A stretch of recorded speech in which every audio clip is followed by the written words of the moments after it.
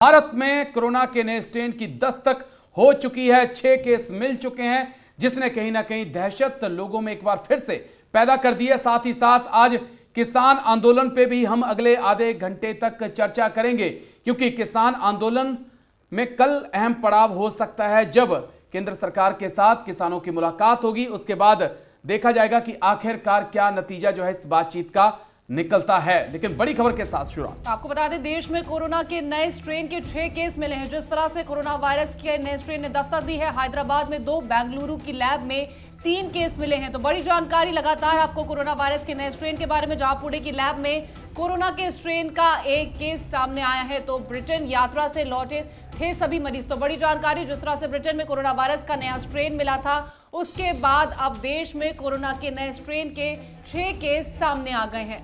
तो बड़ी खबर, हैदराबाद में 2, बेंगलुरु की लैब में 3 केस मिल चुके हैं। बड़ी खबर आपको बता दें, नए स्ट्रेन के ये केस हैं, 6 केस हैं। पुणे की लैब में कोरोना के स्ट्रेन का 1 केस मिला है, यानी कि हिंदुस्तान के अंदर 6 केस जो हैं वो मिल चुके हैं। इनमें से वो यात्री हैं जो इंग्लैंड से वापस, ब्रिटेन से वापस लौटे थे, और अब 6 लोगों में नए स्ट्रेन की पुष्टि हो चुकी है। लेकिन सबसे अहम सवाल है कि ये 6 लोग जो थे कितने लोगों के साथ मिले हैं, और जो कितने लोगों से मिले थे वो आगे कितने लोगों से मिले हैं, इसकी तलाश करना बेहद जरूरी है। तो 4 तस्वीरें आपके टीवी स्क्रीन पर। भारत में नया स्ट्रेन मिल चुका है। आपको बताना जरूरी है कि यह मौजूदा कोरोना वायरस के स्ट्रेन से 70% तेजी से फैलता है। स्वास्थ्य मंत्रालय अलर्ट पे है।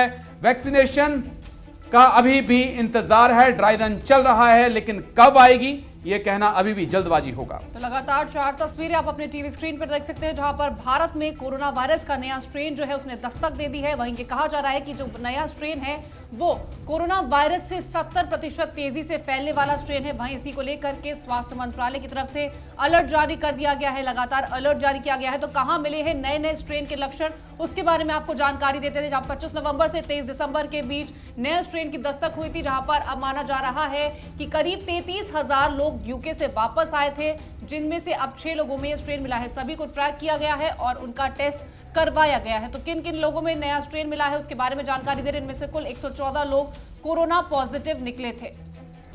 तो कहां कहां मिले हैं नए स्ट्रेन के लक्षण, जिसके बाद इन सभी के सैंपलों को देश के 10 लैब में भेज दिया गया। इनमें से कुल 6 लोगों के सैंपल में कोरोना का नया स्ट्रेन पाया गया है।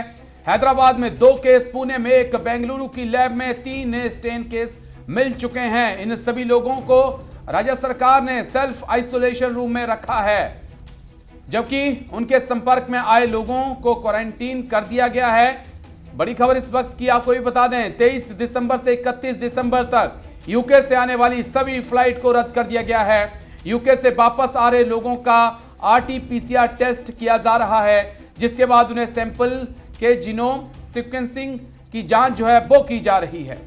तो इन देशों में मिला है नया स्ट्रेन। आपको बता दें, कोरोना के नए स्ट्रेन की शुरुआत ब्रिटेन से हुई थी। ब्रिटेन की सरकार ने इसको लेकर के चेतावनी दी थी कि नया स्ट्रेन जो है वो बेहद खतरनाक है। वहीं आपको ये बता दें कि जिसके बाद यूरोप के कई देशों में इसके मामले सामने आ चुके हैं। तो जिन जिन देशों में ये कोरोना का नया स्ट्रेन मिला है उसके बारे में हम आपको जानकारी दे रहे हैं, जहां पर हम आपको बता दें कि जिस तरह से ब्रिटेन में नया मामला मिला था, वहीं Denmark, Netherlands, Australia, Italy, Germany, Canada, Singapore में कोरोना के नए स्ट्रेन के केस मिल चुके हैं। तो बड़ी जानकारी लगातार जिस तरह से हम आपको दे रहे हैं। वहीं आपको ये भी बता दें कि ब्रिटेन में कोरोना का नया स्ट्रेन सामने आने के बाद से ही कोरोना के मामलों में उछाल भी दर्ज की गई है। तो जिस तरह से नया स्ट्रेन मिला है, ये बताया जा रहा है कि नया स्ट्रेन मिलने से नया कोरोना वायरस के मरीज जो है उनमें इजाफा हुआ है। वहीं हर रोज 30,000 से अधिक कोरोना के नए केस सामने आ रहे हैं।